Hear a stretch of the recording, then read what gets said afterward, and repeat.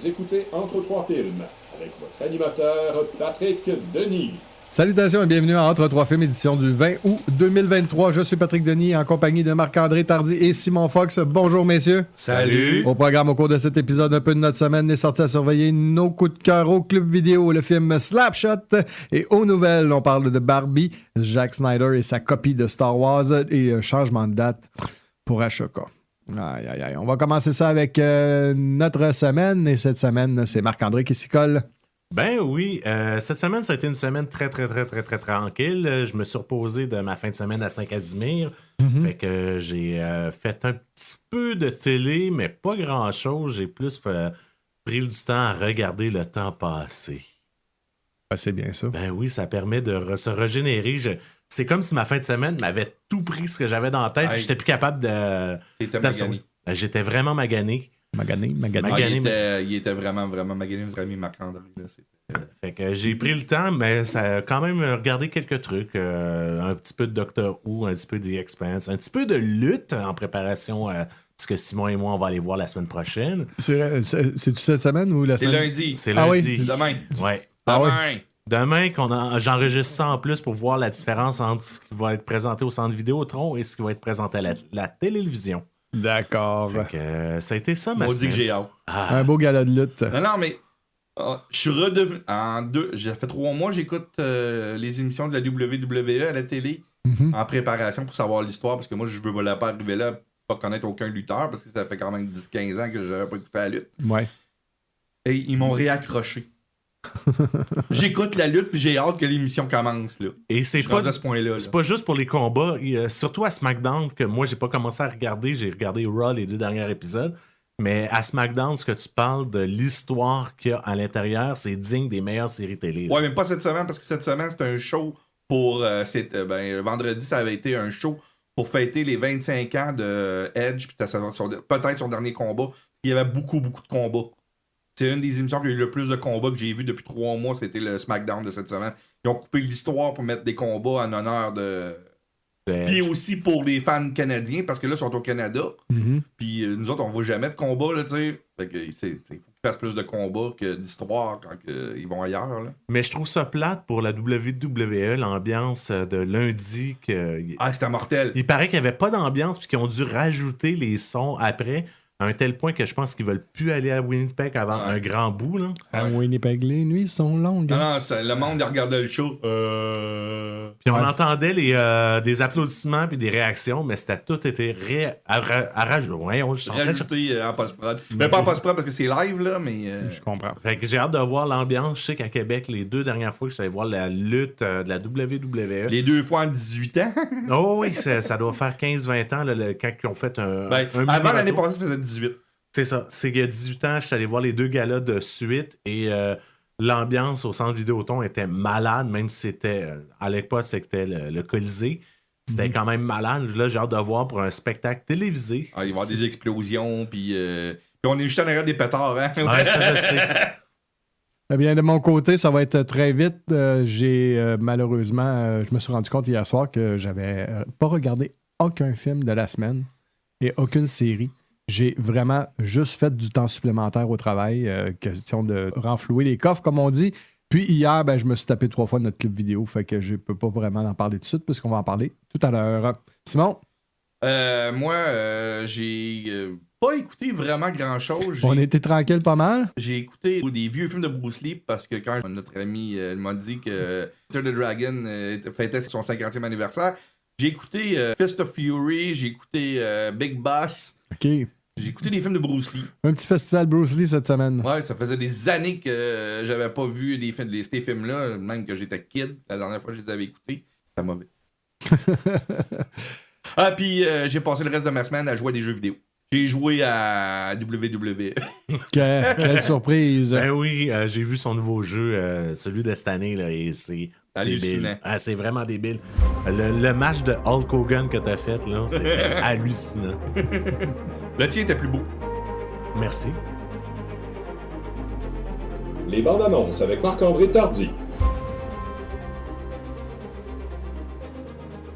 Qu'est-ce qu'on a partagé cette semaine sur notre page Facebook de Entre trois films? On a partagé un petit vidéo sur Ashoka qui sort bientôt. Oui, un petit, comme tu disais tantôt, une petite featurette. Ouais. Ouais, un petit featurette. C'est une affaire de pub, là. Ça fait partie de la pub. Bah oui, c'est ça.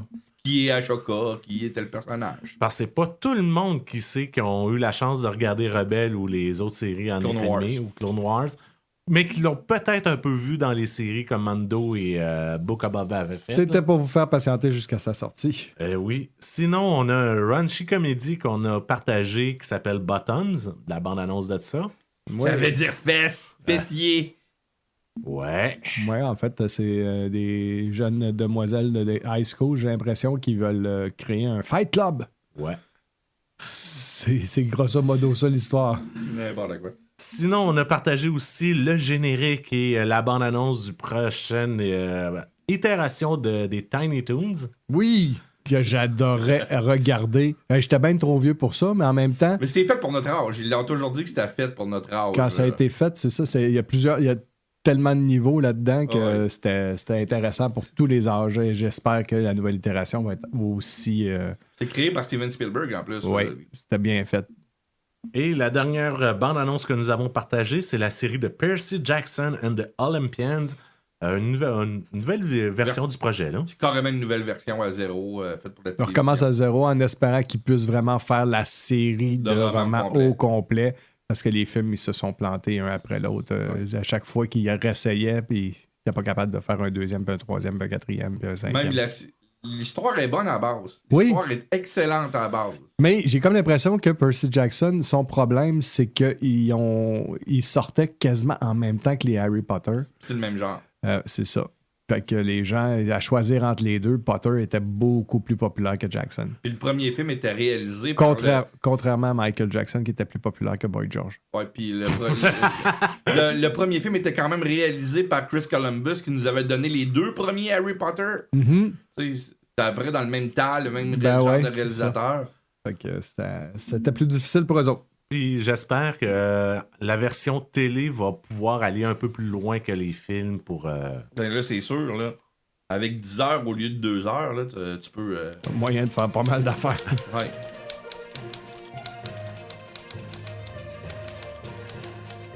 Les nouvelles avec Simon Fox. Donc, des premières images pour des nouveautés, Simon. Oui, on a eu les premières images de Peter Dinklage dans le rôle de Melvin, le bûcheron de la forêt canadienne. Non, c'est pas le bûcheron de la forêt canadienne. C'est Melvin qui vit à Traumoville, puis qui tombe dans des produits toxiques, puis qui devient toxique, le ravageur. Toxique le ravageur de 4 Toxic pieds the 1. Avengers. Toxique de 4 pieds 1. Ouais. Alors que Toxique, dans nos souvenirs, était C'était plutôt... un 6 pieds 5. 6 pieds. Mais c'est tout à fait toxique, là, tu sais. C'est Ça ça. fait Lloyd Kaufman de faire ça. Mais pour une fois, c'est pas lui qui. Ben oui, il est producteur exécutif, mais c'est pas Trauma, la compagnie qui distribue. Non, mais ils n'ont pas les moyens. C'est Legendary. Ouais. C'est les mêmes producteurs que Godzilla Mm-hmm. qui font Toxic avec un gros budget pour une fois. Un budget qui dépasse les espérances de bien des fans, en tout cas. Qui dépasse le budget de la maison de Lloyd Kaufman, je pense. C'est 200 millions, je pense, le budget. Ah, quelque chose de genre. Avec Peter Dinklage. Avec Dinklage. C'est la moitié du budget. Je penserais pas, là. Moi non plus, là. Pas d'exagère. Et on a aussi eu des photos et une description de l'histoire de la série télévisée d'Apple Plus TV sur le Monsterverse de Legendary, d'ailleurs, qui va s'appeler, finalement, on a le titre, ça va être Monarch Legacy of the Monsters. L'histoire va se dérouler sur plusieurs décennies, l'histoire de la série télévisée, et ça va mettre en vedette Kurt Russell et Wyatt Russell. Le gars qui faisait le faux Captain America, le Captain America du Walmart, là. Ouais. Qu'on va voir dans Thunderbolt. Ouais, mais lui, il joue le même rôle. Père et fils vont jouer le même rôle à des époques différentes. Ils travaillent pour Monarch. Puis on va voir Godzilla, King Kong, puis c'est le Monsterverse au complet. Ça risque d'être très intéressant. Les premières images sont hallucinantes. Le Godzilla a de l'air d'une tonne de briques. Il est même plus beau que des films japonais, là, pour la télévision, là. Il est aussi beau que les versions américaines au niveau graphique, d'ordinateur. T'as pas de différence entre la série télé et les films. Moi, j'ai vraiment hâte de voir ça, là, amateur de Godzilla que je suis. Avec ton beau coffret que tu me fais chier d'avoir. Ouais, on le regardera un moment donné, là. Ouais, il serait peut-être temps qu'on l'ouvre. Il est déjà ouvert, j'ai regardé les films dedans. Ok. J'ai, Non, mais avec toi, des fois. non, dès que j'ai reçu le coffret, ça a été... je l'ai déjà mis dans mes coups de cœur pour dire que lors d'une émission, il y a un an... Ouais, mais juste la boîte, c'est un coup de cœur. C'est hallucinant, puis la majorité des films, t'as les deux versions à l'intérieur, la version américaine et la version mais japonaise. faut, sinon, ça vaut pas de la merde. Il n'y a pas ça. Barbie vient de franchir une marque historique.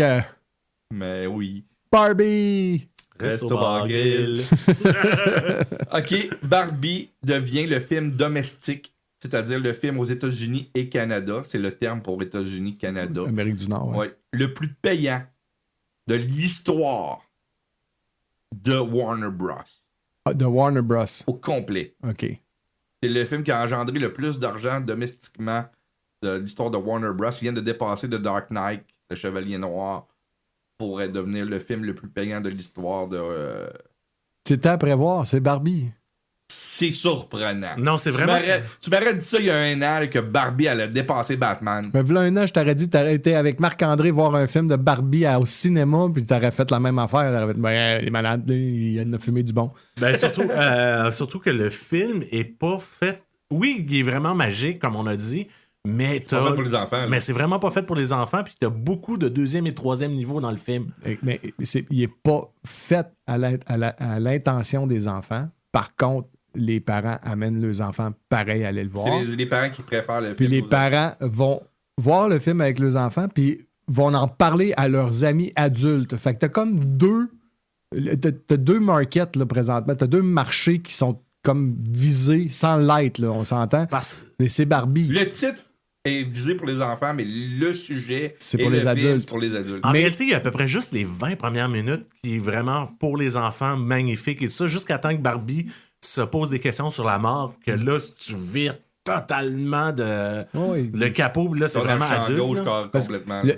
Sur Internet, il y a beaucoup de monde qui critique ce film-là parce qu'ils l'ont pas vu. Oui. Puis ils pensent que c'est juste un film de Barbie comme les dessins animés. Ils ne voient pas le fait que c'est un deuxième niveau puis que c'est comme une réflexion sur la société, sur le patriarcat, voyons comment on appelle ça, le capitalisme. Il y a bien des affaires. Il y a beaucoup de niveaux dans ce film-là. Puis malheureusement, ceux qui ne l'ont pas vu, ils ne peuvent pas s'en rendre compte. Puis ceux qui l'ont... C'est ça chiale. Non, mais comme bien des affaires, ça chiale sans avoir vu. Il y a combien de critiques aujourd'hui qui critiquent les films sans les avoir vus du tout? Mais c'est ça. Quel âge qu'elle a, Barbie, savez-vous? Alors, elle doit pas être loin de 100 ans. Là. Non. C'est les années 50, fin des années 50. 55, 57 dans ce coin-là. Ouais. Ils le disent dans le film. Ça veut dire 60 ans? Ouais. Parce que je sais qu'elle a fêté un gros anniversaire il y a quelques années. Ils le disent dans le film. C'est ça, mais c'est 75 ans de marché potentiel pour ce film-là. Ouais. Tu sais, quelqu'un qui était... Ma mère peut être attirée par ce film-là parce qu'elle a peut-être joué au Barbie quand elle était petite. Et en 55, elle avait 5 ans, fait que ça se peut. Ouais. Mais il était pauvre, fait que d'après moi, ses parents n'ont pas acheté une Barbie, mais ça se peut qu'elle soit attirée par Barbie. Ma génération aussi peut avoir été attirée, la génération X, parce que ça, c'est sûr et certain. Moi, j'ai joué à Barbie avec ma voisine d'en face parce qu'elle avait tout son kit avec le gros camion puis tout. C'était le fun d'échanger. Hein. Les Y aussi, les Z. C'est incroyable comment que ça... Comme les G.I. Joe. C'est pas pour rien que ce film-là attire autant de monde. Puis Barbie a toujours réussi à être à la page de son époque. Ouais. Toujours. Les années 50, c'est une femme au foyer. Aujourd'hui, tu as toutes les Barbies qui existent. Puis même, tu regardes dans le film, ça parle de ça. Tu as une partie de nostalgie. Tu vois les pubs, tu vois les vieux Barbie. Tu vois tout ce qui a été créé depuis la création de Barbie, ce que ça a été. Et de voir, c'est la femme de Danny DeVito qui joue le rôle de la créatrice de Barbie. Ce qu'elle dit dans le film est hallucinant. Là, les deux scènes qu'elle a, elle brille l'écran, puis ce qu'elle dit... C'est une bonne actrice, Rhea Perlman. Oui. On en a assez parlé, on va passer à un autre sujet. Sérieusement, on a parlé longtemps de Barbie. 3 gars qui parlent de Barbie. Ouais, incroyable. C'est le film de l'année. Oui. Tu sais, on n'a pas le choix pour en reparler, là. C'est incroyable. Puis, on faut surveiller quand on va avoir les nominations des Golden Globes puis des Oscars. Ça, il va avoir Pour les décors. pour les décors Barbie, et juste là. la grosse scène de monologue de la mère Ouais. qui est hallucinante. Sérieux, là, cette performance-là d'actrice c'est dans les meilleures que j'ai vues dans les dernières années. Là. Ouais, mais tu fais du Shining sur moi, là. Ben, je sais. Le 22 août sortira le film Copie, ou même Plagiat. Ou, Non, pas le 22 août. La bande-annonce va sortir. Ah, la bande, excuse-moi. On va voir les premières images. Parce que le film était secret. Rebel Moon. Juste le titre, là, Lune Rebelle. Ouais. On fait, OK, c'est Star Wars. Bon, on s'entend que ce qu'il y avait dans la tête, c'était un synopsis pour Star Wars. Ben, au départ, c'était un synopsis qu'il avait envoyé à Disney. Il l'avait vraiment envoyé à Disney. ok, Oui, c'est une histoire de Star Wars. Il l'a remanié. Il a pris que le cœur de l'histoire, puis il a tout changé l'alentour. D'ailleurs, ça a l'air que là-dedans, il y a l'Imperium au lieu d'être l'Empire. Tu sais, des affaires de même. Là. OK. Ça va loin dans le Star Wars. Là. C'est vraiment du Star Wars. OK. C'est le space opéra de Zack Snyder. Ça veut dire qu'il va y avoir plein de plans au ralenti. Puis, Des chants de gorge. Un opéra ou un chant du cygne? Un n'empêche pas l'autre. Moi, je suis plus capable. Sérieusement, Zack Snyder, je suis plus capable. Yeah. Je trouve Il a que fait c'est- des bonnes affaires, mais... Il se répète tout le temps, là, il se renouvelle pas. Tu sais, à l'époque de Dawn of the Dead, de son remake de Dawn of the Dead, puis de 300, c'était une nouvelle saveur, tu sais, dans la palette de saveurs. Ouais. Aujourd'hui, tu sais, son côté sombre des super-héros m'a dégoûté. J'avais adoré Sucker Punch, par exemple. Oui, ça Tout le c'était... monde a détesté, quasiment tout le monde l'a détesté, mais Moi, j'ai adoré ça aussi. Moi, j'ai aimé ça, moi, Sucker Punch. pour moi, c'est un manga. Un manga. Qu'est-ce qu'un animé ou un manga devrait être en live action? C'est Sucker Punch. Mhm. Mais le reste de sa filmographie, là, C'est ordinaire, hein? très, très, très ordinaire. Ouais. Watchmen, c'était une grosse déception parce que c'est comme.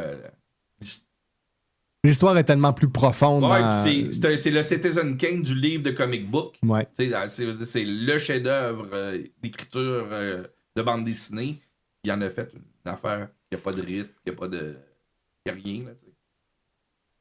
Moi, il me fatigue. C'est pas mon style de réalisateur. Non. Je vais le dire, là, Zack Snyder. Mais Rebel Moon, on va l'écouter parce que c'est gratuit sur Netflix. On va regarder Rebel Moon. Passons d'un film à un autre. Tiens, on va parler d'une grosse nouvelle. Étant donné que c'est la grève, on nous sort présentement des grosses nouvelles et on parle de Blue Beetle. Comme quoi que pendant le tournage, ils ont inventé un device pour que l'acteur puisse aller Pipi. pisser. C'est toute qu'une nouvelle, ça. Wow! Ah oui, Ouais. wow. C'est tous les acteurs du MCU qui sont heureux. Tout le monde sont contents, là. Michael Keaton va être le premier parce qu'il avait déjà dit à Johnny Carson Mhm.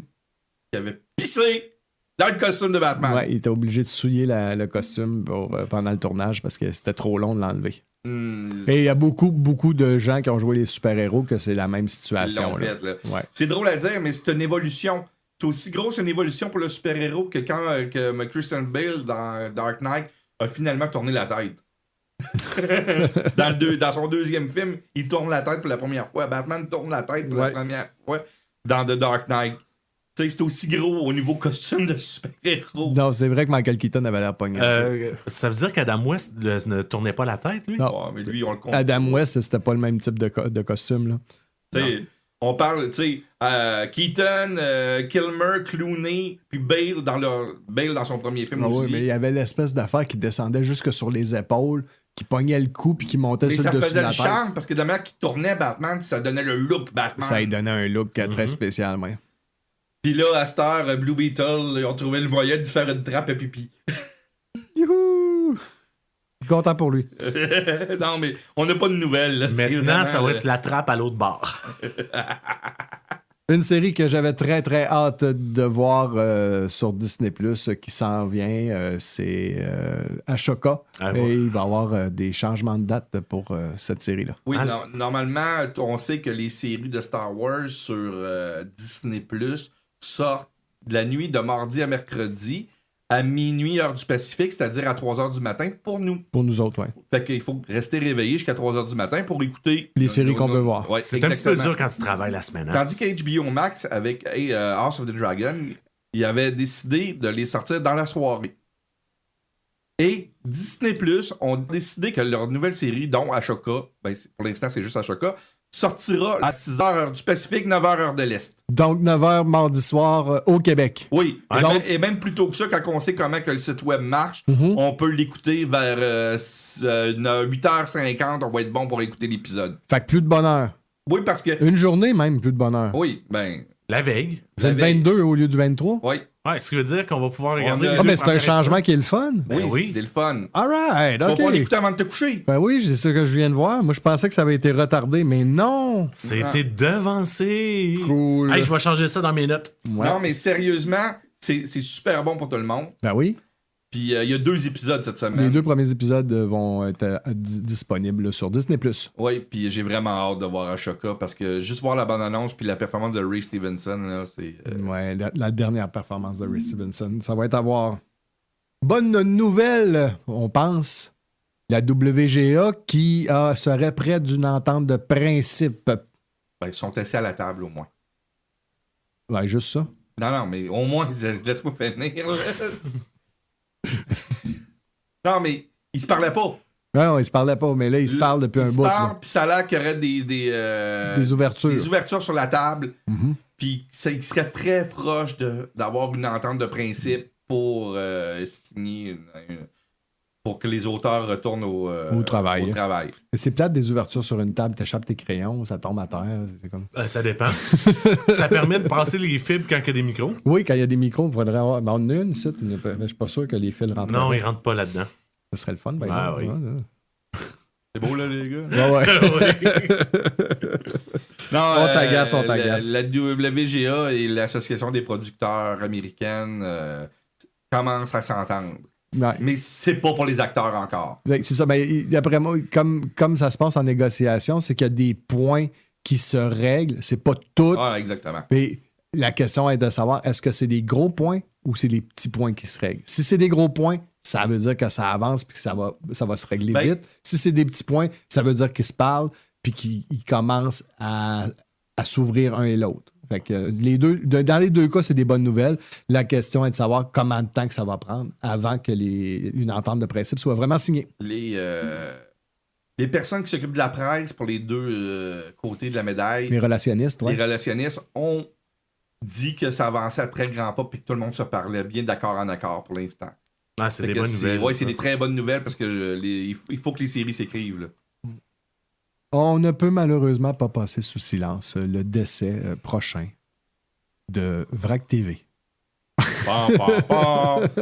Vrac TV qui va fermer définitivement, j'ai pas la date. Le 1er octobre. Le 1er C'est la octobre. dernière journée. C'est rapide, hein? C'est très, très, très rapide. Je vais en parler un peu plus parce que je suis un petit peu plus au courant que Ah, les t'es autres. plus jeune que nous autres aussi. Oui, un petit peu, mais Nous autres, on connaissait le canal Famille. Ouais, puis c'est le même poste. Là. c'est le même poste qui avait changé de nom le 1er janvier en 2000. Mais moi, ça fait longtemps que je l'ai coupé, le canal Famille. Le poste qui nous a donné une grenade avec ça, dans une galaxie près de chez vous, Radio Enfer, Mixmania et plusieurs. T'étais-tu obligé de mentionner Mixmania? Dans la même catégorie qu'une grenade avec ça, Radio Enfer. Mixmania! Oui, pour la simple et bonne raison que pour une génération, C'était pour la big. nôtre, c'était très gros. C'était C'était très gros. très, très, très gros. J'entends encore des jeunes qui ont 7-8 ans plus jeunes que moi. Je C'était dis des jeunes. aussi gros que les petites stars de Nathalie. C'est. C'est les gars des fans! Mais oui, pour un groupe, ça a été très, très, très marquant, Mixmania. C'est pour ça que j'en parle. Oui, oui, t'as bien fait. C'est que nous autres qui délirent. Là. C'est bien correct. Va fermer suite à la décision que Vidéotron a décidé de ne plus distribuer sur leur site vidéo Vrac TV et Z-Télé. Z, qui était anciennement Z-Télé. Suite à l'annonce que Bell coupait Whoopa à Vidéotron. Pour plus que chacun des distributeurs paye pour du contenu de stations qui ne fonctionnent plus. En gros, c'est ça. Ça va pas bien chez Vidéotron. Là. Ils ont des problèmes monétaires, puis ça Ouais, se ouais. sent de plus en plus. Avec les nouvelles de TVA Sport de cette semaine, qui a effectivement. une vente de feu des animateurs. Puis En la, même temps qu'ils gardent Pat Laprade, là. puis la chicane entre Bell et Vidéotron qui fait que c'est les auditeurs qui payent le prix, comme d'habitude, naturellement. Parce que là, il y a des channels. Il y a des canaux qui vont être seulement chez Bell, d'autres qui vont être seulement chez Vidéotron parce que les deux sont pas capables de s'entendre parce que c'est des trois petits points qui sont... On va mériter notre E Les bientôt. deux côtés. Non, les deux côtés sont pas corrects. Là. C'est pas juste Vidéotron. Là. C'est les deux ensemble. C'est les corporations qui sont pas capables de s'asseoir ensemble. T'as puis d'arriver- Rogers dans le milieu de ça, puis... Exact. Fait que là, ça chicane. Puis ce qui va arriver, mais c'est pas compliqué, c'est qu'il y en a un des trois qui va tomber. Ah oui. Puis comme c'est parti là, mais c'est le distributeur d'Internet qui mange le coup pour l'instant. Là. Mais ce distributeur d'Internet-là, lui, qu'est-ce qu'il fait? C'est qu'il lève la main. Puis il fait ça serait possible qu'il y ait le PQ au pouvoir, question qu'on ait des subventions? Fait que checkez bien les nouvelles pour les prochaines élections. Vidéotron va avoir pris sa décision de qui appuie. Ça va paraître dans les nouvelles. Ben, c'est sûr. Ça fait combien de temps qu'il y a Vidéotron appelé le PQ? Ouais, mais là, ça va être... ça va être- le président a déjà été chef du PQ. Ça va être très flagrant dans les prochaines semaines. Et ce que je trouve, l'autre chose que je trouve plate, c'est que même si on n'a plus les séries pour jeunesse qu'on a déjà eues dans les années 60, 70, 80, 90 aussi. puis 90, VRAC TV et Canal Famille étaient une des dernières stations qui produisait des émissions jeunesse de qualité Oui. au Québec.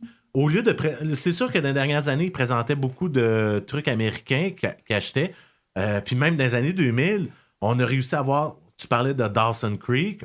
Smallville a passé là. Ouais. Buffy a passé là. Ben, toutes les séries WB. Glee a passé là. Toutes les séries WB. Il avait fait une entente avec Warner Bros. Pour avoir les séries WB. Et quelques trucs aussi de Disney. Les High School Musical des films ont passé là Ouais, aussi. jusqu'à temps que Disney Channel Canada arrive. Là. Arrive, mais c'est...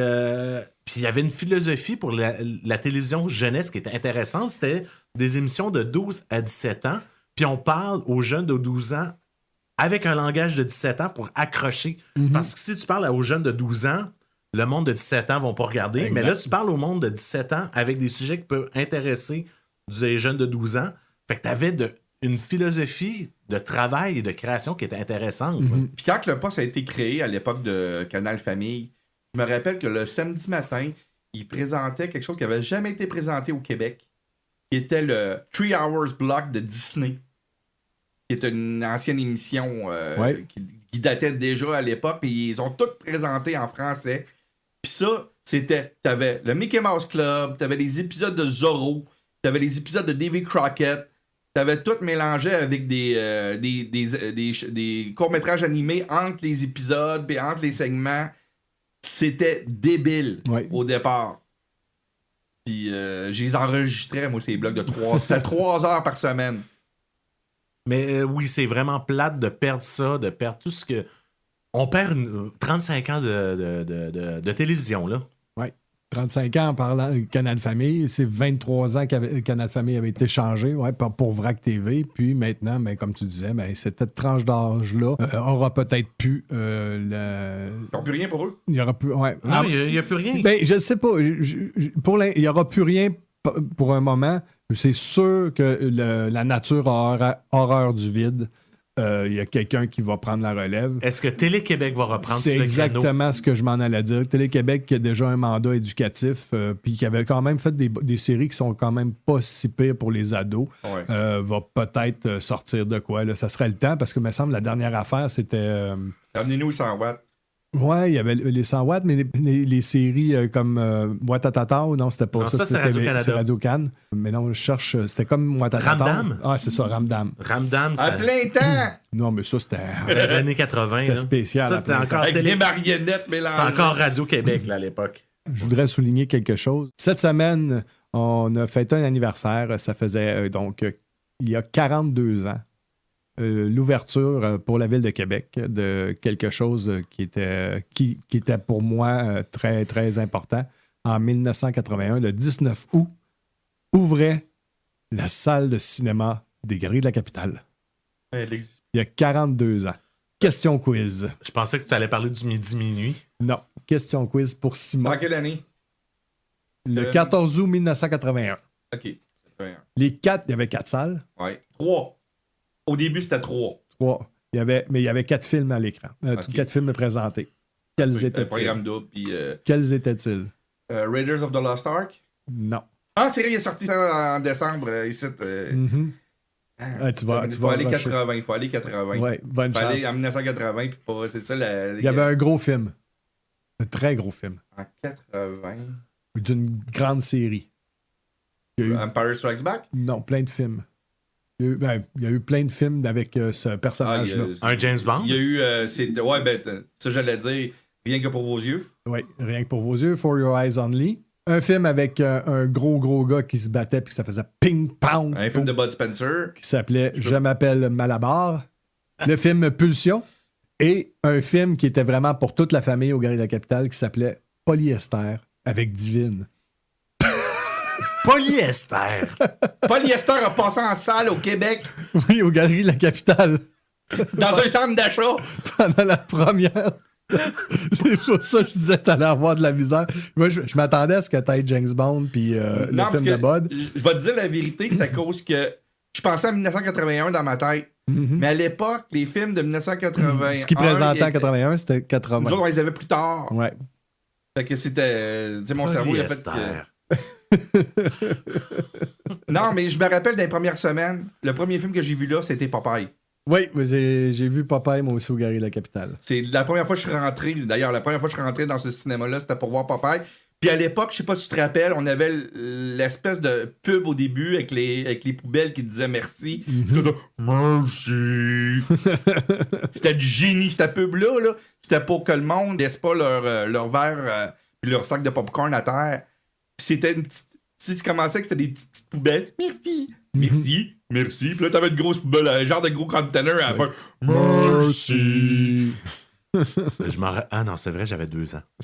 C'est normal. Toi, tu te rappelles de ça, cette annonce-là? Oui, je me rappelle, ben oui.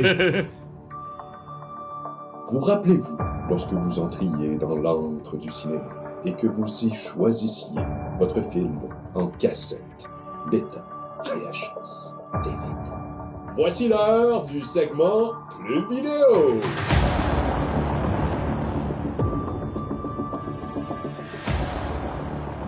On parle de slapshot, lancer, frappé ou la castagne, dépendant de quel pays que vous venez. Ce film-là, un film de 1977 qui était pas très long, là, 123 minutes, c'est quand même. Toi, tu le cidre c'est quasiment de beer. c'est 2 heures. C'est quand même, pour cette époque-là, 77, 2 heures. Ouais, c'était correct. C'était la norme, c'était correct. Un film de George Roy Hill qui nous avait donné Butch Cassidy and the Sundance Kid en 69, The Sting en 73, The World According to Garp en 82. Puis t'as oublié Abattoir 5 des années 70 aussi. Ouais, mais Non, mais c'est un très grand film aussi. Là. Ouais. Et Funny Farm en 98. 98 ou 88? 88, pardon, j'avais mal écrit. Film qui a comme acteur, naturellement, le grand Paul Newman. Je pensais que t'allais dire Yvan Ponton. Ouais, non, je vais le dire tantôt, mais l'acteur principal, c'est Paul Newman. Reggie Dunlop. Reggie Dunlop, qui avait lui joué dans tellement de films qu'on les nommera vraiment pas toutes, mais moi, j'ai retenu The Hustler en 61, Cool Hand Luke en 67, The Sting, bien sûr, Road to Perdition et The Towering Inferno. Et La couleur de l'argent. Ouais. Qui est la suite de The Hustler. Michael Hopkins, qui joue Ned Braden, qui lui avait joué dans Twin Peaks, la série. Va te rhabiller, Braden! Stuart Martin, qui avait joué, lui, une grande carrière qui remontait jusqu'aux années 40 et jusqu'en 96, je pense qu'il est décédé. Il avait joué dans A Star is Born, The Wild Bunch. Quelle version? De quoi? A Star is Born. 1954, bien sûr. Il avait joué dans True Grit. Il avait aussi joué, lui aussi, dans Butch Cassidy. Lindsay Krause, qui avait joué, elle, dans Prince of the City, Being Human, Bye Bye Love, un film que j'adore, Bye Bye Love, et The Juror en 96. Naturellement, il y avait Yvan Ponton et Yvon Barrette, qui ont représenté le Québec de façon assez exceptionnelle. Surtout dans la version anglaise. Oui, dans la version anglaise, on les entend bien.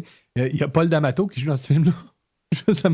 J'avais oublié, quand je l'ai revu, j'ai fait comme, ben oui, c'est Paul D'Amato, ça. On a tellement vu souvent ce film-là que... Puis si vous l'écoutez en français, il y a Marie Oulirette.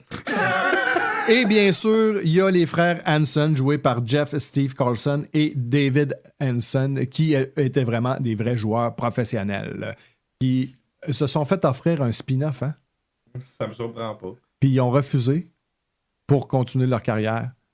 Au niveau professionnel. Ils sont revenus par la suite à l'acting, quand leur carrière a été finie. L'histoire, vite, les Chiefs de Charleston sont une équipe médiocre d'une ligne de seconde zone. Ils sont la risée de la ville et s'apprêtent même à être démantelés, c'est ça. La ville ne se porte pas vraiment bien non plus parce que la plus grosse usine s'apprête à fermer. Et toute l'équipe changera son style à l'arrivée de 3 frères au style de hockey plutôt particulier. C'est grosso modo l'histoire. C'est le seul scénario écrit par la scénariste. Non, elle a déjà écrit d'autres choses. Elle a écrit... Oui. Elle a écrit Soleil de nuit. Oui. Ah, c'est vrai. Avec Baryshnikov. Oui. Son nom, c'est Nancy Dowd. Son frère joue dans le film aussi. Oui, puis il jouait dans une équipe pour de la Beauce dans la ligne fédérale aussi. C'est là qu'elle a eu l'inspiration d'écrire Slapshot. On la voit dans le film aussi, elle a un rôle, elle joue Andrea. Parce que c'est basé, entre autres, sur la vie à son frère dans la ligne fédérale, la vraie ligne qu'on entend dans le film. Oui, c'est son inspiration. Ouais. Hein. Puis naturellement, elle était supposée de faire un documentaire. À la base, c'était ça son idée, de faire un documentaire. Mais le réalisateur a fini par la convaincre de dire écoute, une comédie, ça serait quasiment meilleur. Tu sais, c'était qui le premier choix pour jouer de Reggie? Oui, moi je le sais c'est qui. C'est juste parce qu'il savait pas patiner. Oui. Ah, Pacino. Ouais, Pacino qui voulait avoir le rôle, effectivement, mais il les a quasiment envoyés promener quand ils ont dit il faudrait que tu saches patiner. Ouais. Et du coup, ça a été fini. Un film avec un extrême grand budget. 6 millions. Ben, pour l'époque, c'était un hype. C'était hype. Correct. Le film a rapporté 28 millions Au Québec. au box-office. Non, mais je niaise, là, parce Ouais. qu'il a fait le 3/4 de son argent, il l'a fait au Québec. Là. Oui, puis il l'a fait surtout par la suite en vidéo, Ah oui. à la télé, naturellement. Ce film-là est un classique dans la culture québécoise. Mais aux États-Unis aussi, même que ce film-là est appelé dans les ligues mineures The Bible.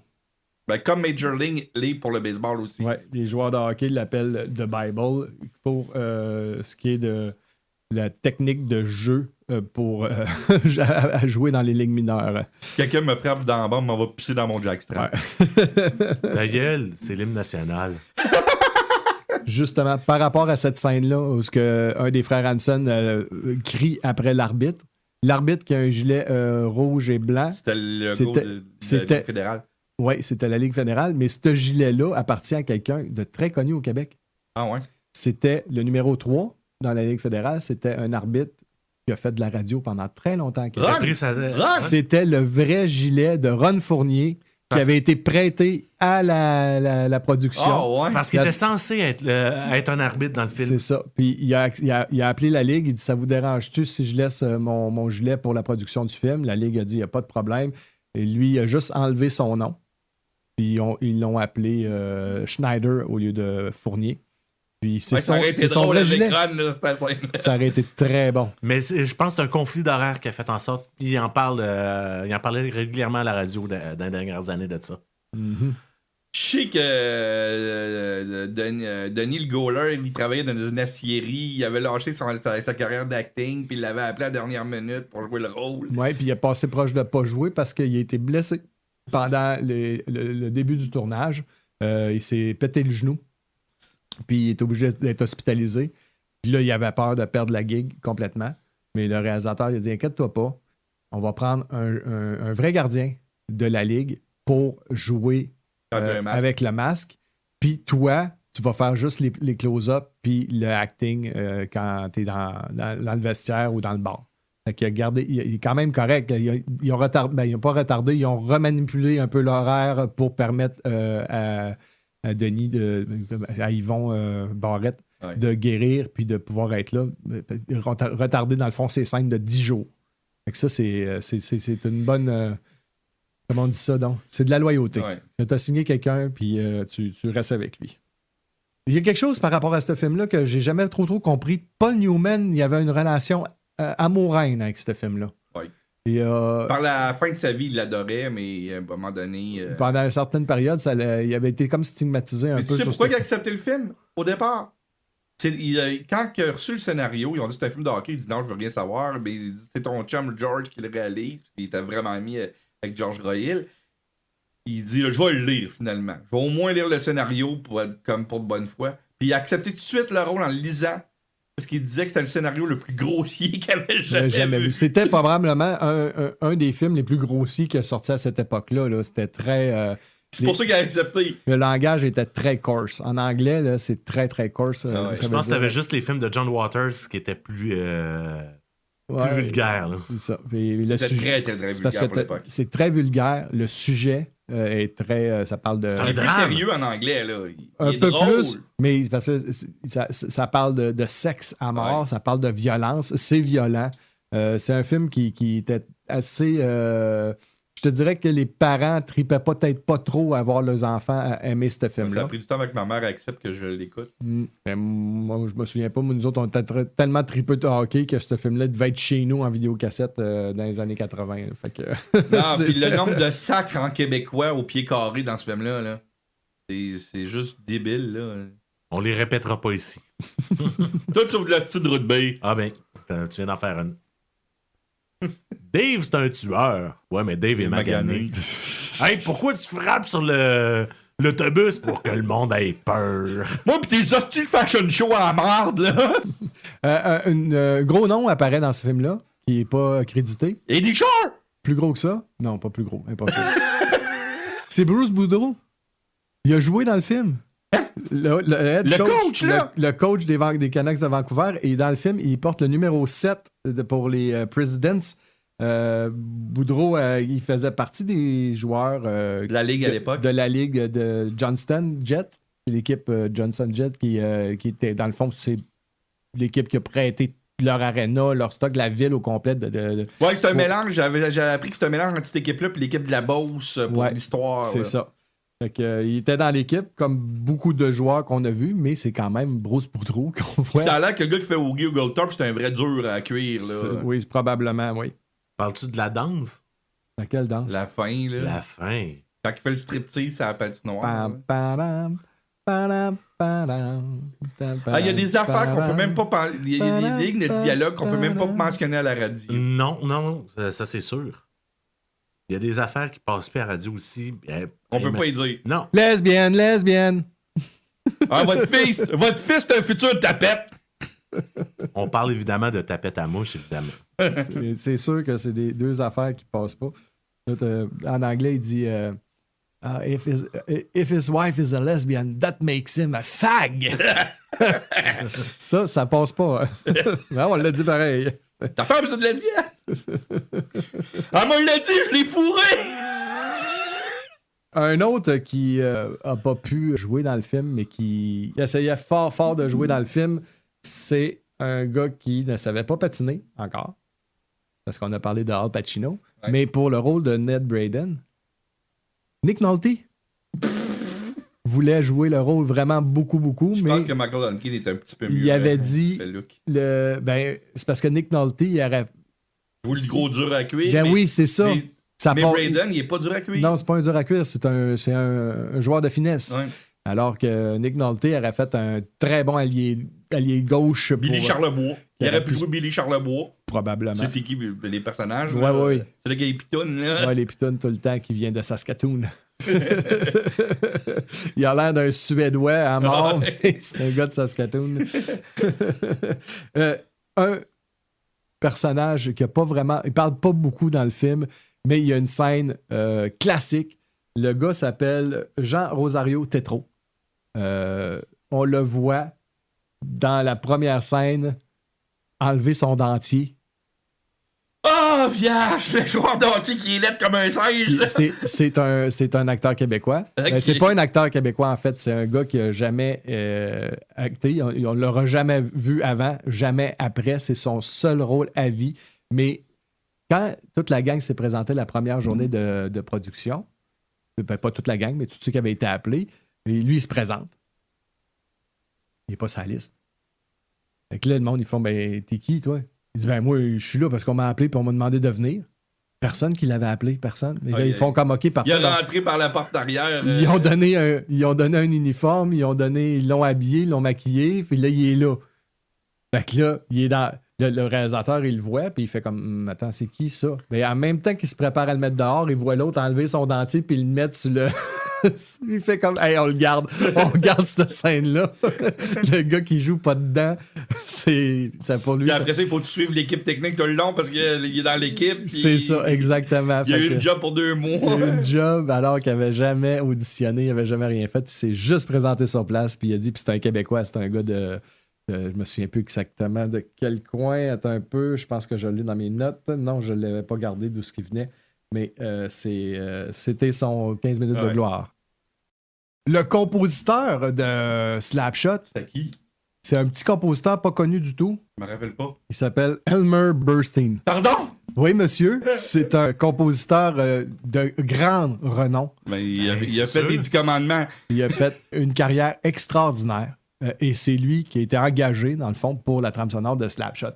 Disons que le type de film qui était Slapshot, c'est pas le type de film auquel on rattacherait un nom comme Bernstein. Ouais, Non, mais c'est à c'est cause sûr. de George Royal qui avait une crédibilité hors pair à Hollywood. Là. Et probablement Paul Newman aussi, qui a aidé à la crédibilité du film, qui a attiré le compositeur pour faire cette trame sonore-là.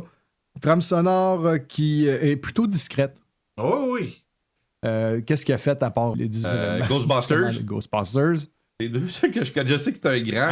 Attends. Vas-y, c'est toi l'expert. Ouais, ben c'est ça. Je comptais sur la mémoire phénoménale de Ah non, Marc-André. ce compositeur-là, c'est pas un que Tu le connais de nom, mais. Je le connais de nom, je connais pas ce qu'il a fait. C'est incroyable. Je checkais. Je sais qu'il a fait des 10 commandements pour sûr. Là. Ouais. Un film vraiment bon de 1953. Ouais. Robot Monster. Ouf. Fait 10 commandements et Robot Monster. Ah, ouais. C'est le vieux. même combat. Les 10 commandements. Les 7 mercenaires. Oh, Magnificent Seven. Le thème de ça, il est écœurant, là. Le prisonnier d'Alcatraz de Frankenheimer. Ça, c'est le Birdman? Ouais. OK. Parce que il y a tellement de films sur Alcatraz que j'aime savoir c'est lequel. The Great Escape. Ouais, c'est le même réalisateur que Magnificent Seven, ça a du bon sens. Meatballs de Redman. Oh, sac! Tu sais, tu fais les 10 commandements puis des crèmes de Meatballs. The Blues Brothers. Oui. Oui, ça... Saturn 3. Airplane. Tara et le chaudron magique. American Werewolf in London. Il y a beaucoup de films de John Landis, t'en remarques bien, hein? Ouais. Et ça, on y va avec Wild Wild West. Et Leonard Part 6 Le film réalisé par Ciné Poitiers avec Bill Cosby. de Paul Welland. Funny Farm. Ouais, ben ça, c'est parce qu'il travaillait avec George. Oh oui. Trading Places. Un faux deuil pour deux. My Left Foot. My Left Foot, Ouais. Qui a gagné, je sais pas combien d'Oscars. Ah ouais. C'est 7 ou 8 c'est Oscars. le film qui nous a fait connaître, malgré qu'il avait une carrière depuis bien longtemps avant, là, Daniel Day-Lewis. Mhm. Canadian Bacon. Le Cape Fear de Martin Scorsese. The Babe. Avec John Goodman. Ouais. Mhm. Je pensais que c'était le film avec le cochon qui parlait, là. Ça aurait pas arrivé parce qu'il tire partout. Et le dernier qu'il a fait, c'est Far From Heaven de Todd Haynes en 2002. Il y a une carrière, Elmer Bernstein, qui fait... À la télévision maintenant, Gunsmoke, la version des 4 filles du Dr. March de 78. Il a fait le documentaire de Un voyage avec Martin Scorsese au travers du cinéma américain. Qui est excellent, ce documentaire-là. Sérieusement, là, c'est voir. à voir. J'en ai parlé l'autre fois, d'ailleurs. J'en avais déjà parlé à l'émission. Ok. Ouais. Ben, c'était lui le compositeur. T'as oublié un film qui est pratiquement pas connu. Il a composé la musique de Stripes. Ben, il a fait plein de films de Evan Reitman, fait que... Ouais. Tu sais, quand on dit que le film était comme très vulgaire et Ah ouais. très pas pour les jeunes enfants, à la parade, quand une fois qu'ils ont gagné la coupe, ils passent devant un cinéma. Quel film est à Deep l'affiche? Throat. Deep Throat! C'est le film qui est à l'affiche dans le cinéma. À Charleston, c'est le gros film qui passe sur Deep Throat. C'est le gros nom. Gorge profonde dans la salle. C'est n'importe quoi. C'était très, très bon. Donc, comme je disais aussi... Je savais pas, hein, j'ai dit Deep Throat par hasard. Tu l'avais. Sérieusement, ça va pas J'avais remarqué. jamais remarqué ça. Il y a une affaire aussi que moi j'avais remarqué, qui est, ça se passe quand il va, Paul Newman va à la radio pour mettre la tête à prix d'un des joueurs de l'équipe adverse. Puis il dit à toute la gang dans le bar, il fait « Là, je m'en vais à la radio, je vais faire une entrevue. Hey, syntoniser à 4 heures, c'est là que ça va passer. » Fait qu'il part du bar, il revient chez eux, il rouvre la radio, on entend l'entrevue. parce que c'est comme Enregistré. c'est préenregistré. On entend l'entrevue. Là, il se couche, mais sur le comptoir à côté du lit, il y a son horloge, son réveil matin. Il est 4h moins quart. Ben, Sur à peu l'horloge. près. Reggie Dunlop n'était pas 3 bières après le game. Je te dirais que l'équipe de Continuité, là. l'équipe de prop était pas là non plus. Comme je disais, ce film-là a atteint un culte au niveau des joueurs de hockey et au Québec, un culte Pour la encore traduction. incroyablement plus grand. Il est devenu justement la traduction très colorée qu'on a en joual et avec des acteurs qui ont fait les voix comme Benoît Marleau, qu'on entend. Ben, Véronique fait Reggie. Oui, Serge Thériault, Denise Filiatro, Véronique Laflaguet, Jean-Louis Millette et Yvan Ponton qui s'auto-traduit. Ouais, mais oublie pas, t'as Mario Lirette qui fait un des frères Hanson aussi. Et Mario Lirette, Puis effectivement. André Montmorency qui fait un autre. C'est quand même, au Québec, là, c'est encore, ben, il y en a qui sont disparus, là, mais c'est quand même des gros noms. Là. C'était des gros noms au niveau des actings québécois pour faire cette traduction-là. Là. Puis il n'y avait pas été de main morte au niveau du dialogue. Hein? Non, sérieusement, ceux qui l'ont écrit étaient très colorés. Je vais juste dire ça, là, parce que je m'en allais dire qu'ils devaient être gelés quand ils ont écrit les dialogues en français. Il y a français. des jokes québécoises qui sont pas drôles. C'est drôle à dire parce que le film est tordant, là. Ouais. Mais à qui sont les Chiefs? Quand tu l'écoutes en français, ça veut absolument rien dire. À qui sont les Chiefs? À qui sont les Chiefs? Non, mais en anglais, oui, c'est who owns? À qui est-ce qu'ils sont les Chiefs? À qui est-ce qu'ils sont les Chiefs? Oui. C'est pas pareil que qui sont les Chiefs. Qui sont les Chiefs. Ouais, mais en anglais, c'est carrément à cause qu'un Québécois qui sait pas prononcer en anglais. Oui, mais en français, c'est un Québécois qui vient de la campagne qui sait pas parler. Qui sait pas parler français. Je la trouve pas drôle en français. Ben, parce que tu sais pas parler québécois. C'est ce que je te dis. C'est comme... Il joue avec les temps de verbe en français. En français, c'est le temps de verbe qui est pas correct. Quelqu'un qui parle bien français n'utilisera pas ça. Fait que c'est quand même drôle. C'est juste pas aussi drôle pour toi que ton oreille comme plus habituée à l'anglais. C'est who owns? C'est ça. Qu'est-ce qu'ils sont les Chiefs? Qui est-ce qu'ils sont les Chiefs? Ou qui sont les Chiefs? C'est pas pareil. Comment qu'on dit ça en anglais? Je vais t'échanger. Train me right fucking now. Train me right fucking now. Raccroche. OK. Mais ça, c'est bien ce qu'il dit, gars du bureau. Mais ça, en québécois, c'est la même joke. Oh oui. Ils l'ont gardé vraiment pareil. Train me right fucking now. Quelqu'un qui connaît ça, le Paul Ball. Probablement que son agent, c'est un anglophone. Connais-tu ça, le Paul Ball? Y a quelqu'un qui connaît ça, le Paul Ball? La dernière fois que je suis allé là, la serveuse est venue se coller les deux. Les petits bouts durs comme de la roche. Mo, tu m'écoeures. Et je pense. C'était dégueulasse. Je pense, Simon, t'as brisé une cassette que t'as louée dans les années 80-90. Oui, il faut que je raconte cette anecdote-là. Une de mes premières fêtes un peu relevées sur des substances peut-être illégales à l'époque. J'arrive chez mes parents très très tard le soir. Je descends au sous-sol. Puis, j'étais encore une bébête à cinéma à cette époque-là. Je décide de mettre n'importe quelle cassette. C'est Slapshot qui joue. C'est juste correct. Je suis dans l'état de dire de grossièreté. Puis d'écouter des cochonneries. Mais là, il y a une scène qui arrive où un des frères Hanson slap la POC. Puis là, la caméra suit la POC. Puis ça arrive sur la tempe de l'organisme. Ben, j'ai fait reculer, play, pendant 4 heures de temps et casser le tape de Slapshot. Et rire aux larmes à chaque fois que la POC, la rondelle, ou le... comment on dit ça en France? Le palais. Non, c'est le palais, c'est pas le bâton? La galette? Non, le bâton, c'est pas. En tout cas, le biscuit. que la rondelle frappe la tempe. T'sais, aussitôt que ça frappait à la tempe, là, je pense que j'aurais pu réveiller le quartier au complet. Tellement tu riais. À toutes les fois, j'ai cassé le tape. À force de faire rewind sur ce bout-là pendant 4 heures de temps. Ce bout-là, je m'en allais justement en parler. Le gars qui se fait frapper par la POC qui s'appelait Rod Master. Ouais, puis. Ce gars-là est devenu l'organisme attitré du Kraken de Seattle en 2022. C'est lui qui joue au Kraken. Hey, on s'en va là, puis on fait signer la cassette de Slapshot. Fait qu'ils ont pris l'organiste des Chiefs pour les Kraken de Seattle. C'est bien cool. C'est hot, hein? Ah oui. Comme quoi que... Tout est en tout, hein? Ben, c'était parce que Hey, c'est trop hot. ce film-là avait tellement de monde qui était proche des ligues de hockey, parce qu'il y avait même des aviseurs techniques, des gens qui étaient là pour montrer à patiner, pour améliorer le coup de patin à certains acteurs, des choses comme ça. Il y avait plein de monde qui était relié au monde du hockey, que c'est juste normal qu'on voie des trucs comme ça. D'ailleurs, parlant de hockey, les frères Hanson, c'était supposé être les vrais 3 frères à la base. Oh oui. C'était Jack, Jeff et Steve qui étaient supposés de jouer. Mais Jack, avait été juste une semaine ou 2 avant le début du tournage, parce que c'était vraiment lui qui était supposé de le faire, il a été rappelé par les Oilers d'Edmonton. Tant mieux. Il est allé jouer dans la Ligue nationale. C'est pour ça que c'est pas Ligue lui. nationale, non, pas à cette époque-là. C'était La World, mondiale. ouais, c'était la World Association. Il a été rappelé par les Oilers d'Edmonton pour pouvoir Ça veut dire qu'il a été jouer. coéquipier de Wayne Gretzky. Ça se pourrait fort bien. Finalement, ben, c'est, voyons comment, David Hanson qui a été pris, qui lui jouait pour l'équipe de Johnston. Puis ils ont fait, bon, ben, on va les appeler les frères Hanson.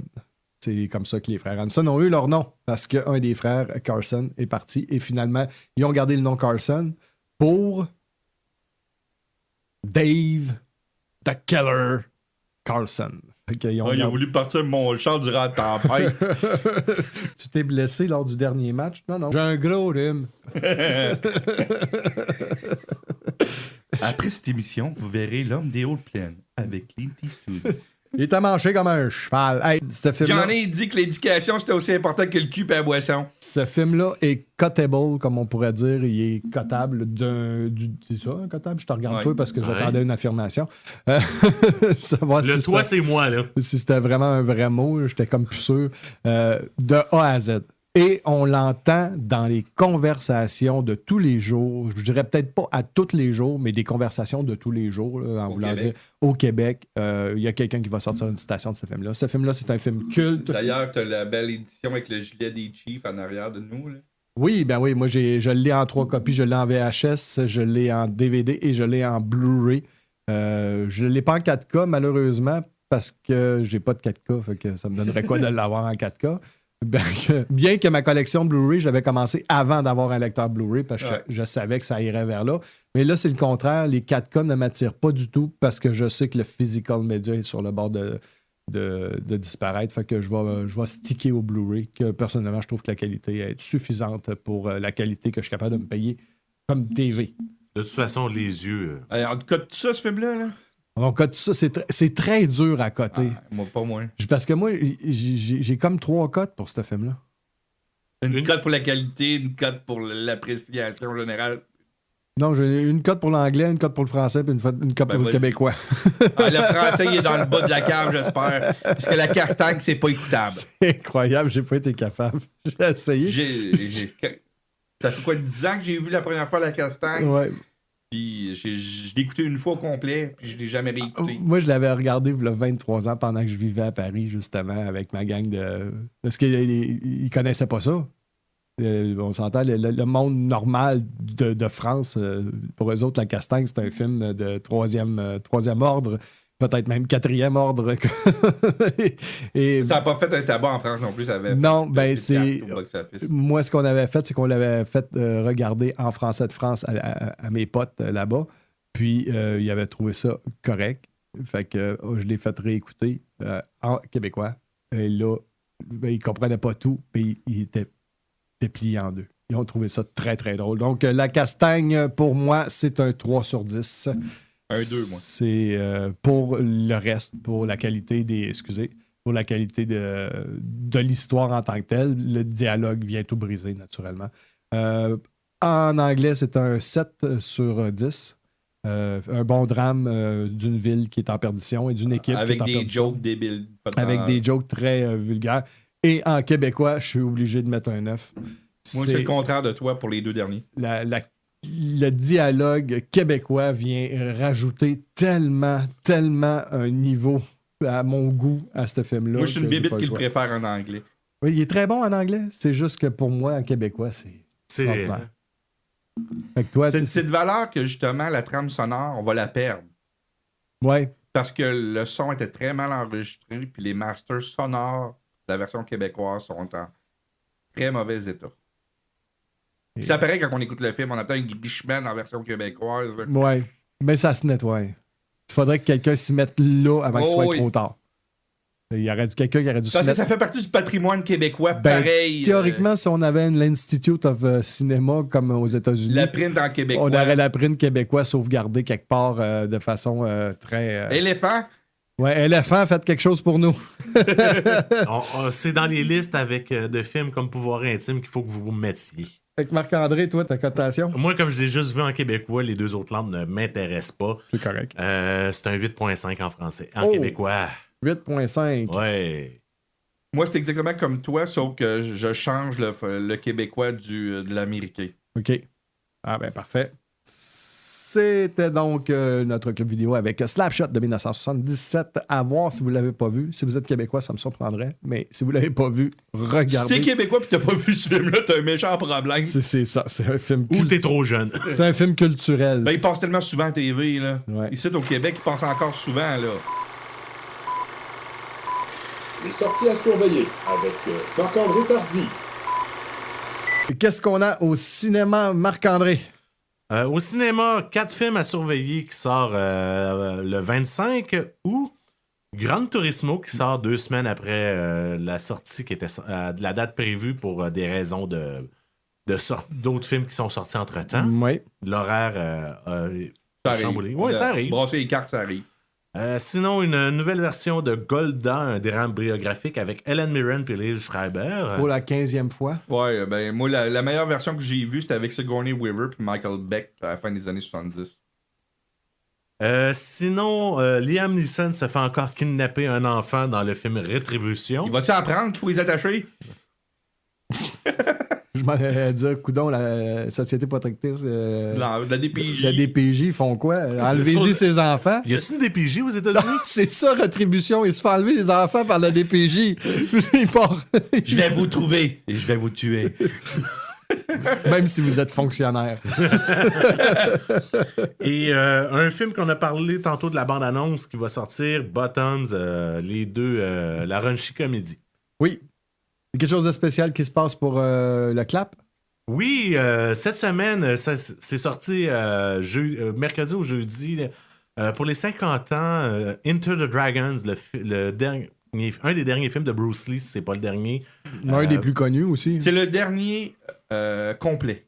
Le dernier complet sort cette semaine pour souligner les 50 ans de la sortie et les 50 ans de la mort, évidemment, de Bruce Lee, qui est décédé quelques jours avant la sortie. Oui. Donc, toute la semaine, à 21h au clap de Sainte-Foy, le film Enter the Dragon en version anglaise va sortir, elle va passer. Ça peut être très intéressant sur grand écran. Oui. Surtout qu'il y a une scène culte dans ce film-là, la scène des miroirs. Qui n'avait pas été repris l'année suivante dans un James Bond. C'est repris dans tellement de films.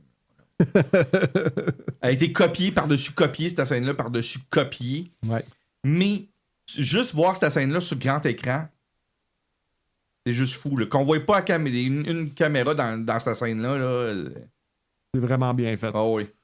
Et en VSD? On a parlé tantôt que le Ashoka, les 2 premiers épisodes, mardi à 21h à l'heure de l'Est. Une journée d'avance. Pour les 2 premiers épisodes.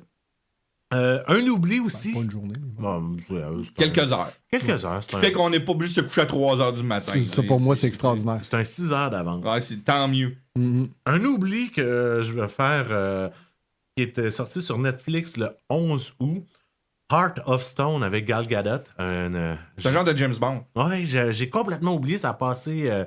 Je sais pas, je dois On en a avoir- parlé il y a une couple de... Je pense la semaine passée de ce film-là. On a parlé dans les nouvelles. Ouais, j'en ai parlé dans les Ouais, nouvelles. c'est Mais ça. j'avais complètement oublié de dire que c'était sorti sur Netflix. Sur Netflix. Ouais. Je l'ai vu. C'est quand même... C'est un film Netflix, là, mais c'est écoutable. Puis, C'est bon, mais ça ne gagnera pas d'Oscar. non. Sinon, le 25. Toujours sur Netflix. Toujours sur Netflix, le film Lift, une comédie d'action avec Vincent D'Onofrio et Kevin Hart. J'adore capable. Vincent D'Onofrio. Je déteste Kevin Ah, Hart. ça, c'est lui, je suis capable. C'est un Fait film que- que je sais pas si je vais regarder. Ah, moi, regarde, j'adore Vincent, là, mais fuck, moi, juste le fait que Kevin Hart fait que je l'écouterais pas. Plus capable.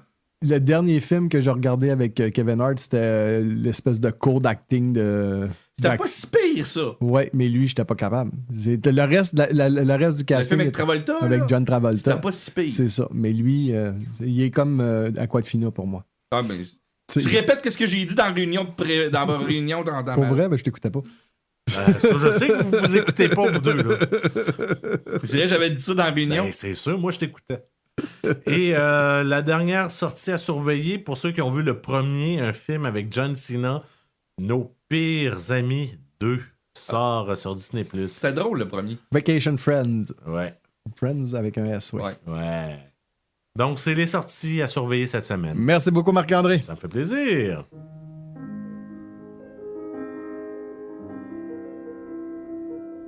Les coups de cœur de la semaine. On va y aller avec nos coups de cœur et c'est encore toi, Marc-André. Crime, tu parles beaucoup, ça? Je trouve que tu parles beaucoup dans cette émission-là. Qu'est-ce qu'il y a ici de l'émission? Je peux parler beaucoup si tu veux. Ouais, vas-y. Ah ouais, vas-y. Ok, j'ai regardé un film cette semaine sur Prime qu'on a parlé quelques fois. Je sais pas si je me rappelle plus si vous l'avez regardé. J'ai regardé Super Mario Bros. Le film. Ben oui. Ben oui. J'ai adoré. Ben oui, c'est un bon petit film. J'ai adoré. J'allais le ça. voir au cinéma. Ouais, c'est vrai. C'est vrai, maintenant que t'en parles. Là. Il a été déclassé par Barbie. C'est le meilleur film de l'année. C'était le film qui était le plus populaire Cette année. Jusqu'à cette Barbie. année, jusqu'à temps que Barbie arrive. Sérieux, les références, pas juste à Mario, mais à d'autres éléments de Nintendo. Quand il joue à Kid Icarus, Ah ouais. tu vois un arcade du premier Donkey Kong. Je pense que tu vois même un arcade du premier jeu où tu voyais Mario. Le petit jeu où je pense que j'avais déjà joué de ça ou dans les années 80 dans un petit jeu à 2 écrans qu'il y avait. Là. C'était des barils qui voyageaient de gauche à droite. Il fallait que tu te. C'est Donkey Kong? Non, c'est pas le jeu de Donkey Kong. C'est que tu avais un jeu de Mario qui était portatif avec 2 écrans, un par-dessus l'autre, que tu avais des barils qu'il fallait que tu passes d'en haut, tu descendais. T'avais Mario d'un bord, Luigi de l'autre, puis tu faisais descendre les. Ah, ça, c'est le deuxième jeu. C'est Mario Bros. Ouais. C'est pas Super Mario. C'est Mario Bros. C'est pour ça que le jeu, quand il était sorti avec la NES, c'était Super Mario Bros. Parce qu'il avait eu Mario Bros avant. Fait que tu vois l'arcade de ce jeu-là, t'as des références. C'est le deuxième jeu de Mario. T'as des références à tous les jeux de Mario. Je pense qu'il y a à peu près juste. Même Mario Party, t'as des références à celle-là. Luigi's Mansion, les références sont géniales. La chanson de Frank Black, Peach ou Pichounette en français. Non, ils ont pas dit ça de même. Oui, Pichounette. Pas capable. Pas capable. Toi, t'es pas capable. Moi, ça me dérange pas. Ça me passe. Non, il faut arrêter de faire des traductions idiotes. Puis, tant qu'à ça, faites pas de traduction. Si vous êtes pas capable, faites pas de Elle est traduction. pas idiote en français. Pichounette! C'est comme Bichette pour Buffy. Non, c'est Peach, mais dans la chanson, ils disent Pichounette. C'est un terme qui existe en français. Ça n'a aucun rapport, c'est pourri dans le sens. Non. Ouais, mais Pêche n'aurait pas eu de l'allure non plus. Ouais, En français, son personnage, c'est Peach. Ouais, mais Peach avait rien. Ouais, c'est vrai que c'est un nom, mais Peach avait rien à dire non plus. Le nom en français, c'est Peach. Fait que quand ils font les jeux de mots dans la chanson, c'est Pichounette, qui est un terme qui Je sais que existe. c'est un terme qui existe, mais ça n'a aucun sens de crisser ça dans un film. Ben oui, Non. pour la simple et bonne raison que quand tu connais la langue française. Ça n'a aucun rapport, ça part du texte du film, pas de la langue française. Simon, arrête de pogner les nerfs sur les traductions en français. Faites-la bien, puis je traduis. Non, c'est bien fait. Bien fait. C'est ça qui arrive. C'est ça que je dis. Elle est bien faite, elle C'est est bien plate, placée. c'est comme dire bichounette, parce que Je le sais que ça se bichou. dit, c'est pas ça que je veux pas. Mais dans le contexte, c'est bien fait. Comme tu l'as pas vu en français, tu peux pas parler du contexte de la traduction. Tu le prends hors contexte puis tu chiales sur là-dessus, alors que dans le contexte du film, dans la façon que c'est écrit, ça passe. Sérieux, là? Anyway, je vais passer à mon coup de cœur si ça vous dérange pas. Ben oui, vas-y. Ben moi, c'est pas compliqué. J'en ai pas de coup de cœur cette semaine, fait qu'on va passer directement à Simon. Ton coup de cœur? Moi, je vais continuer l'affaire que je voulais faire, que j'avais arrêté la semaine dernière sur les suites. Je vous parle du film Psychose 2. Ah, il est pas aussi bon que le premier. Oui. Même Tarantino a dit qu'il était meilleur que le premier. Oui, mais Tarantino on a réglé son problème là, une couple de mots. Non, le film Psychose 2 est un chef-d'œuvre. Ouais. Psychose 2 est meilleur que Psychose 1 de beaucoup. Même Marc-André pourrait le dire parce qu'on a vu Psychose en salle ensemble. Le trois quarts des acteurs sont pourris dans le 1. Oh oui, c'est ça exactement. Psychose 2, c'est un parfait mélange entre le slasher des années 80 et le gros drame psychologique. Parce qu'on ne sait pas si Anthony Perkins est guéri ou pas guéri. C'est un film incroyable. La musique est un pur chef-d'œuvre dans Psychose 2. Puis je veux absolument que le monde voit Psychose 2. Puis c'est une des grandes suites de l'histoire du cinéma. Est-ce que ce film-là est déprécié d'une certaine manière à cause que c'est pas Hitchcock? Exactement, c'est ça. Le film est dégradé à tout le monde à cause que c'est pas le maître qui l'a fait. Ça se fait pas de faire une suite à Psychose. Puis le personnage d'Anthony Perkins, Norman Bates, est beaucoup plus développé dans ce film-là. La photographie de Dean Condé est écœurante. C'est un très beau film. La performance à Meg Tilly est superbe. C'est un super de bon film. On parle même pas encore de la musique du film. C'est supérieur à celle du premier? Pour toi? Différente. Très différent. Tu peux pas y comparer. Tu peux pas comparer à ça. Okay. C'est pas comparé à Bernard Herrmann puis Jerry Goldsmith ont fait l'autre c'est une trame sonore trash. Tu sais, la Bernard Herrmann est trash, puis l'autre est lyrique et douce. Puis la trame sonore de Psychose 2 est utilisée pour à peu près tout ce qu'on appelle les trames sonores temporaires, les thèmes en anglais. Quand tu montes un film d'horreur, 90% des films d'horreur, ils montent sur la trame sonore de Psychose 2. Parce que ça fait un mood. Ça leur donne le style. Même si c'est très lyrique, ça fait un mood ambiant. Il n'y a pas beaucoup de trames sonores qui servent à ça. Exactement. Souvent, on va utiliser, parce qu'on a déjà parlé des films de science-fiction qui ressemblent beaucoup à The Planet. Parce les que planètes justement, sont utilisés. Trop utilisés, même. Des trames sonores comme ça qu'on utilise pendant les montages. En espérant que vous avez apprécié et que vous serez de retour pour le prochain épisode, vous pouvez nous suivre sur baladoquebec.ca, Spotify, TuneIn, iTunes, Google Balado, Facebook et YouTube. N'oubliez pas de laisser un j'aime sur nos publications et de vous abonner à nos sites. On vous en remercie d'avance. C'était donc Entre trois films. Je suis toujours Patrick Denis en compagnie de Simon Fox et Marc-André Tardy. Et on vous dit bon cinéma.